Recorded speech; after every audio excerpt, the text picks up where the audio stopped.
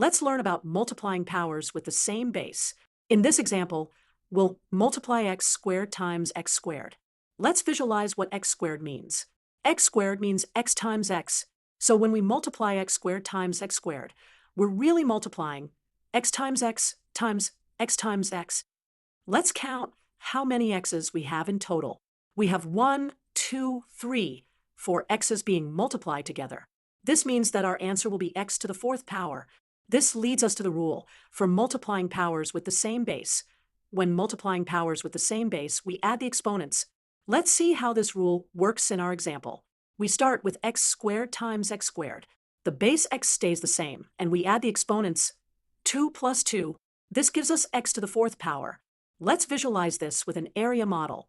When we multiply x squared by x squared, we can think of it as creating a square with side, length x squared. The total area of this square would be x squared times x squared, which equals x to the fourth power. In summary, when multiplying powers with the same base, keep the same base and add the exponents.